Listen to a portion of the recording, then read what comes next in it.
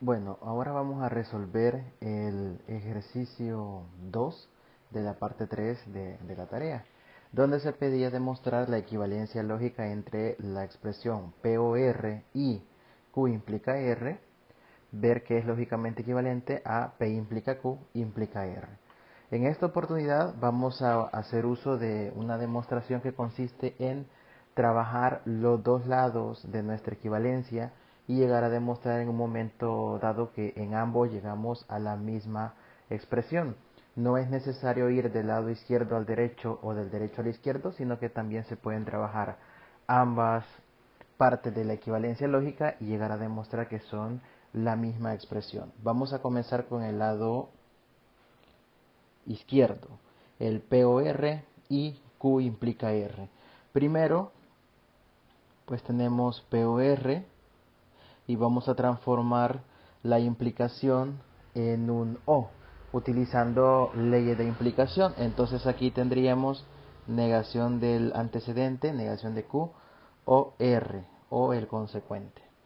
Luego, esta expresión, veamos cómo nosotros la podemos analizar. Podemos notar que en ambos paréntesis tenemos una R y que también tenemos en ambos paréntesis un conectivo O, lo que significa que podríamos hacer una especie de factor común, digamos. En proposiciones no se utiliza tanto el término de factor común porque no estamos hablando de números ni de expresiones algebraicas, pero digamos que lo que vamos a hacer es como un equivalente a cuando nosotros sacamos factor común en una expresión algebraica.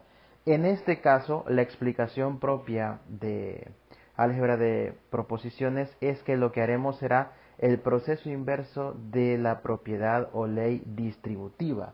En la distributiva, nosotros, como su nombre lo indica, distribuimos una proposición en un conectivo. Aquí lo que haremos será sacar una proposición y un conectivo, deshacer la distribución.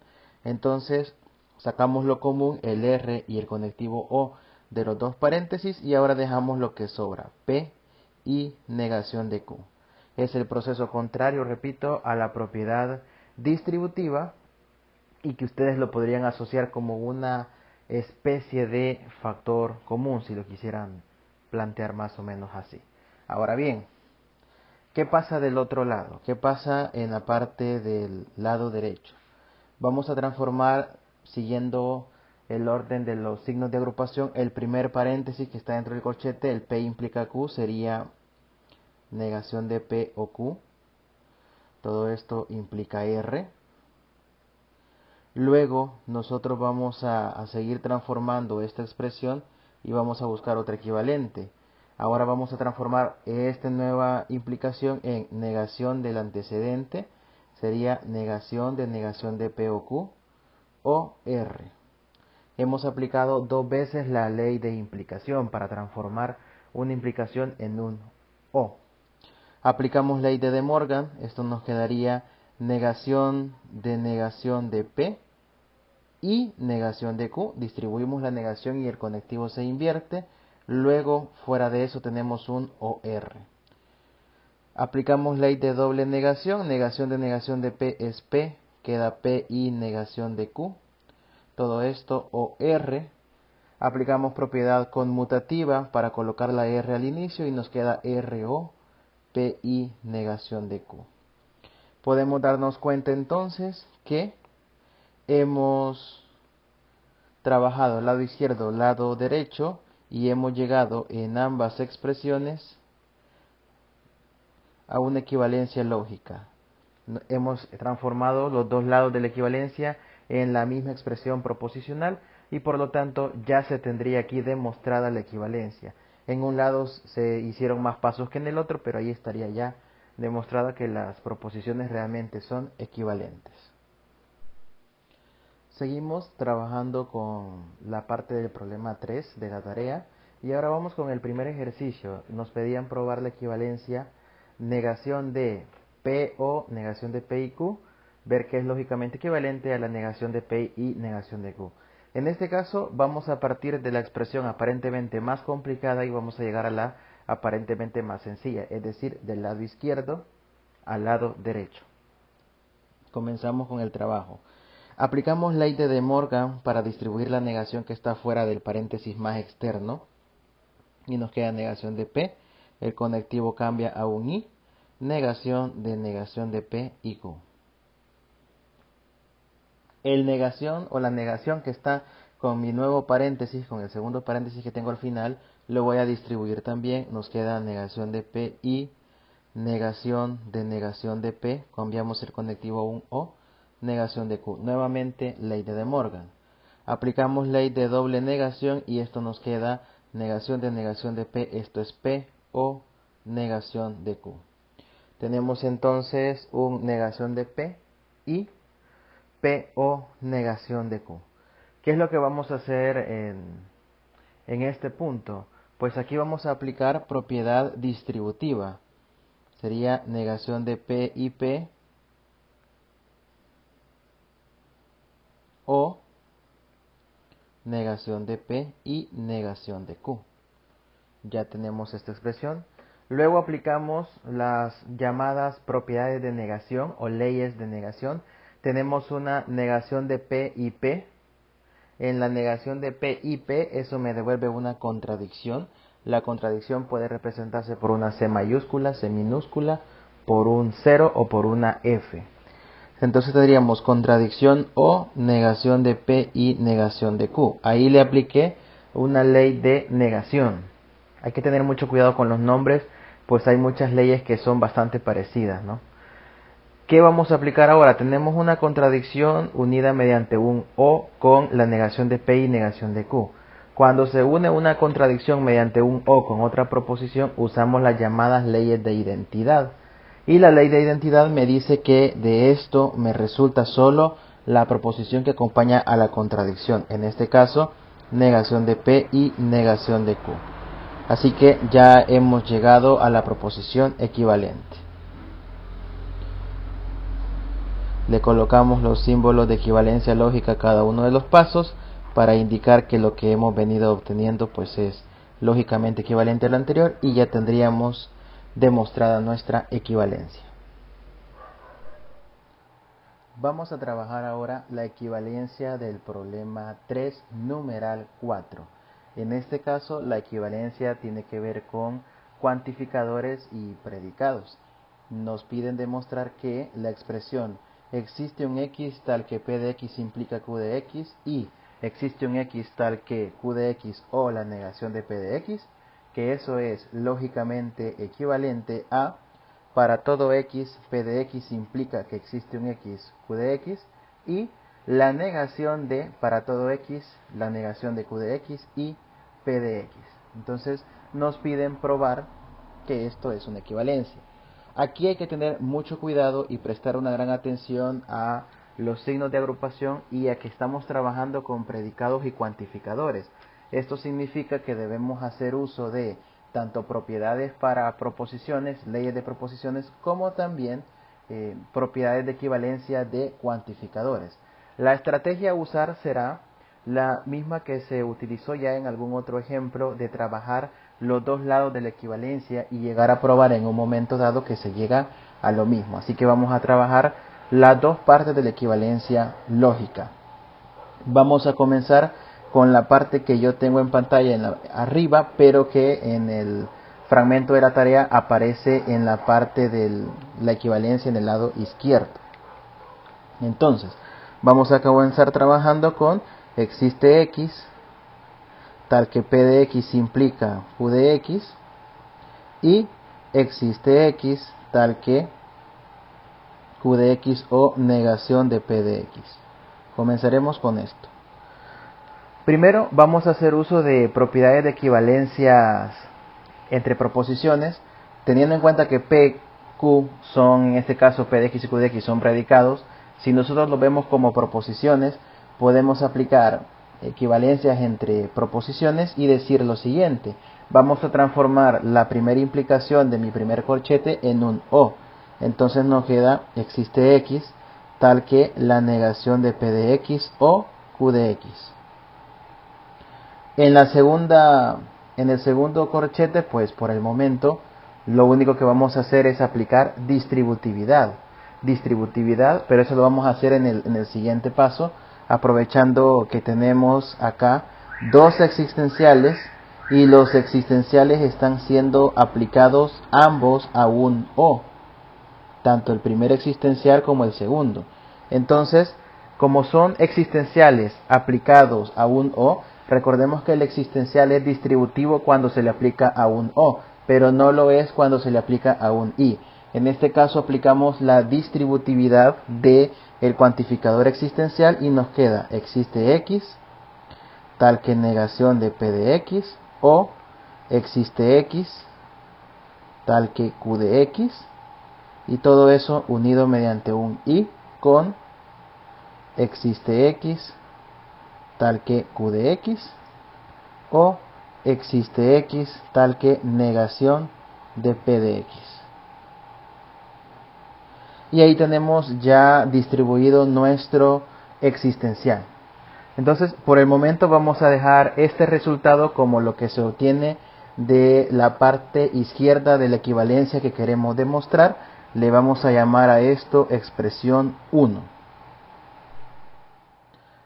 Ahora vamos a trabajar el lado derecho. Entonces vamos a trabajar el para todo x p de x implica que existe un x q de x y la negación de para todo x, negación de q de x y p de x. Nuevamente haciendo una mezcla entre las propiedades de cuantificadores y las leyes de equivalencia lógica. Pues bien, vamos a transformar la primera implicación de lo que sería el lado derecho de nuestra equivalencia y vamos a transformar la implicación en un O. Negamos el antecedente, sería negación de para todo x, p de x, o existe x, q de x. Aquí lo que he hecho es nada más transformar nuestra primera implicación del lado derecho de la equivalencia, que en este caso es la parte que tengo abajo, en lo que está en negro, y he transformado la implicación en un O.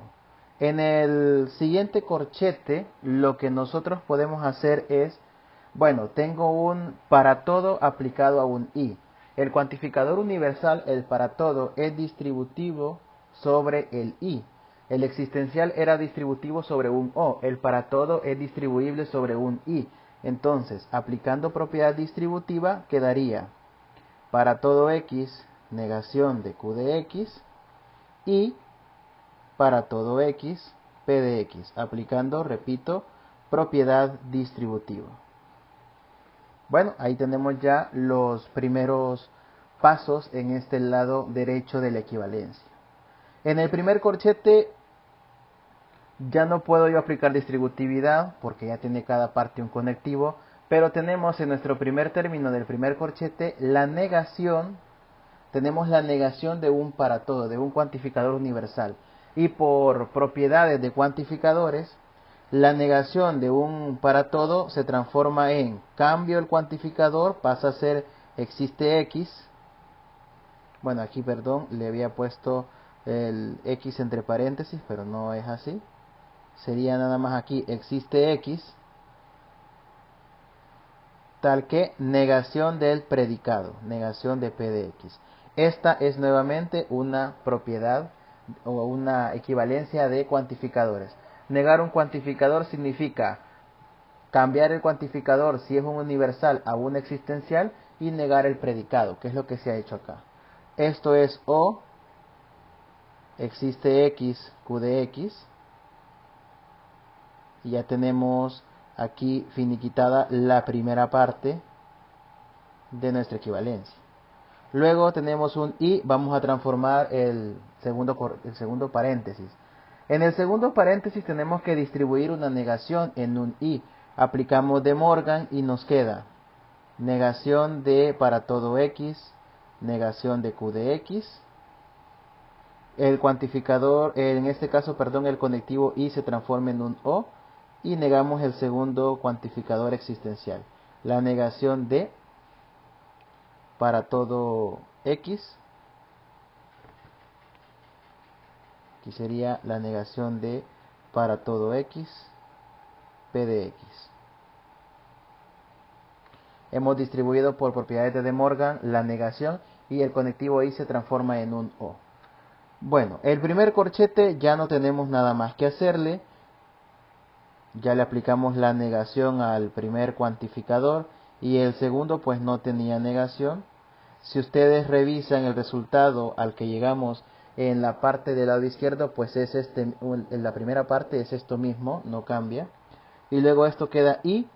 En el segundo paréntesis tengo la negación de dos cuantificadores universales, de dos para todos. Negar un cuantificador nuevamente es cambiar el cuantificador a un existencial y negar el predicado. O sea que la primera expresión sería, si niego un para todo, esto cambiaría a existe X y negamos el predicado. Al negar el predicado sería negación de Q, eso queda Q de X. O la negación del segundo para todo sería existe X y negamos el predicado. Estoy aplicando entonces propiedades de negación de cuantificadores, en este caso cuantificadores universales. A esto le voy a llamar yo expresión 2. Y si revisamos lo obtenido en 1 y 2, de 1 y 2 se concluye que 1 es lógicamente equivalente a 2 porque llegamos exactamente a las mismas expresiones. Si revisan lo que obtuvimos antes, pues estamos llegando prácticamente a la misma expresión y por lo tanto ya se tendría demostrado que las expresiones del lado izquierdo y derecho son lógicamente equivalentes. Revisen lo que se hizo en el lado izquierdo y van a ver que queda exactamente lo mismo. Existe un X tal que negación de P de X, o existe un XQ de X, y existe un XQ de X, o existe un X negación de P de X. Queda exactamente lo mismo. Y así terminaría este ejercicio.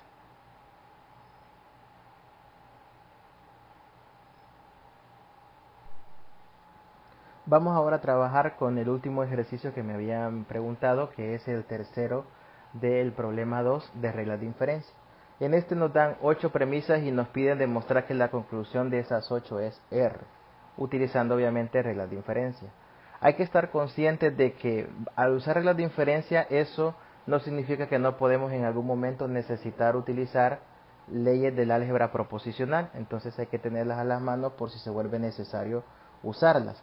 En este ejercicio en concreto podemos notar que si vemos la premisa 3 y la premisa 4, H implica Q, P implica S, con esas dos premisas nos haría falta tener, por ejemplo, el H o P para tener tres premisas y poder utilizar la regla de inferencia denominada dilema constructivo.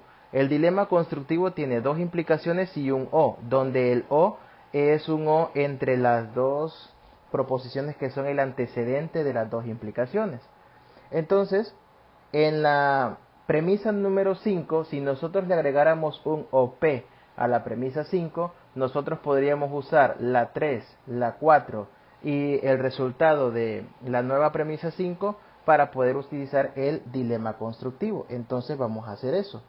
¿Cómo podemos nosotros entonces modificar la premisa número 5? Pues fácil. Si yo tengo una proposición cualquiera, una premisa, yo puedo aplicar la regla de adición, la regla de inferencia de adición, donde de una premisa se puede concluir un O agregando cualquier otra proposición a la que ya tenemos nosotros previamente establecida. Entonces comenzamos el proceso de la siguiente manera. Vamos a obtener una premisa 6, la voy a colocar aquí abajo en azul. El 6, lo que nosotros vamos a crear en el 6 es la premisa H o P, utilizando regla de adición, regla de diferencia de adición en la premisa 5, utilizando adición en la premisa 5. La adición, repito, simplemente es agregarle mediante un conectivo O una proposición cualquiera a la ya existente. ¿Por qué escojo agregarle una P? Porque al agregarle una P, si nosotros tomamos después, le voy a poner aquí, le puse premisa 6, pero le voy a poner 9, es la 9.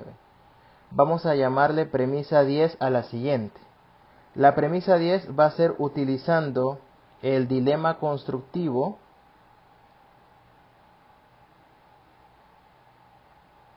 el dilema constructivo, la regla del dilema constructivo en las siguientes premisas. En la premisa 3, en la premisa 4 y en la nueva que acabamos de sacar, que es la 9. Premisa 3, 4 y 9. Aplicando el dilema constructivo a las premisas 3, 4 y 9, vamos a obtener como resultado Q o S. Aplicando, repito, el dilema constructivo a las premisas 3, 4 y 9. Ahora bien, seguimos obteniendo nuevas premisas.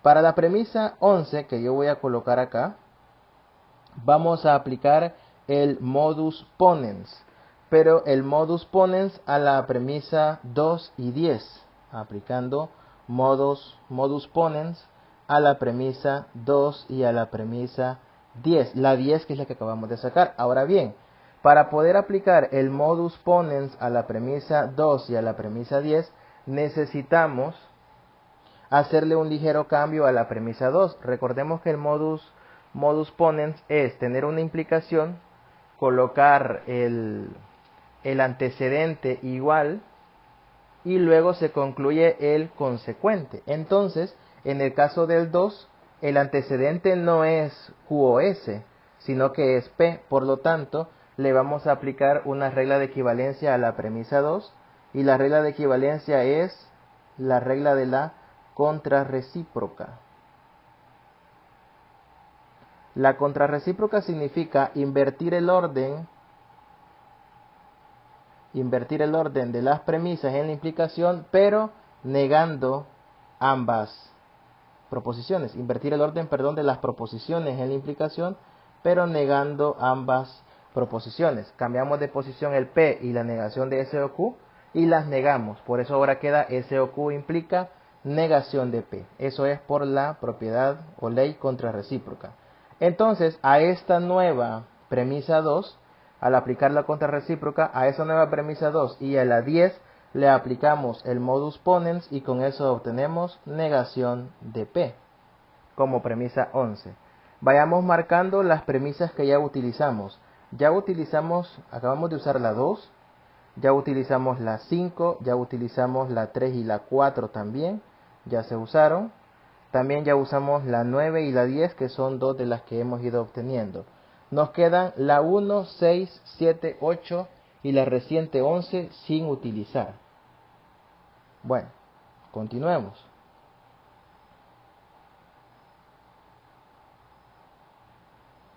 Ahora vamos a utilizar de las que tenemos, que nos hacen falta, de la 1, 6, 7 y 8. Podemos utilizar entre la... Vamos a ver... Entre la proposición 6 y la 11, entre la premisa 6 y la 11, podemos utilizar nuevamente, para concluir 12, un modus ponens. Miremos que la 6 es una implicación donde, bueno, faltaría colocarle aquí un par de paréntesis para indicar bien lo que va después de la implicación en el 6, pero ya tenemos ahí que el antecedente es negación de P, que es lo mismo que tenemos en el 11.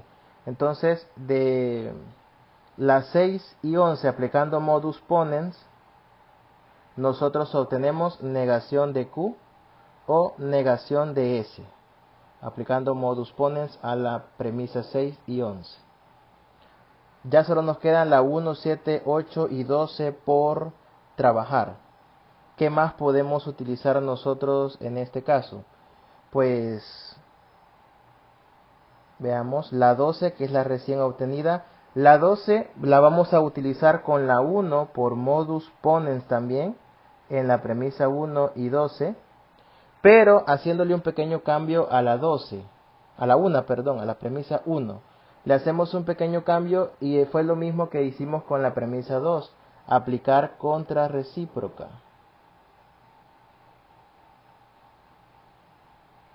La contrarrecíproca me invierte el orden de la implicación.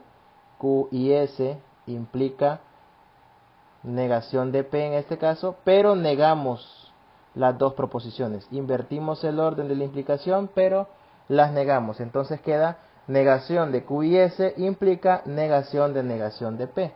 Y esta, aplicando las negaciones y de Morgan, queda negación de Q o negación de S implica negación de P, esto es P, por contrarrecíproca. Entonces, de la 1 y la 12 tenemos repetido el negación de Q o negación de S, y por modus ponens obtenemos la premisa 13 que sería P, por modus ponens. Luego, vamos marcando las que ya usamos, ahora ya usamos la 1 y la 12, cada vez nos van quedando menos, la 7, 8 y la 13, que son las que por el momento nos han quedado. Pues de estas tres que nos quedan, en la 7 y en la 8 es bastante obvio que podemos sacar por transitividad P implica R. Aplicando transitividad en las premisas 7 y 8. Entonces ya utilizamos las 7 y 8 y solo nos vienen quedando las últimas dos premisas a trabajar, 13 y 14. De la 13 y 14, usando modus ponens, obtenemos el resultado final. Lo voy a colocar acá. Por modus ponens, en las proposiciones 13 y 14 se obtiene como conclusión R. Esta sería nuestra conclusión. Y ahí estaría ya finiquitado el ejercicio. No era un ejercicio que digamos estuviera tan fácil, porque había que hacer muchas mezclas de reglas de inferencia y de leyes del álgebra proposicional, pero es un buen ejercicio para poner en práctica todo. Así que ahí está demostrado cómo se obtiene la conclusión R.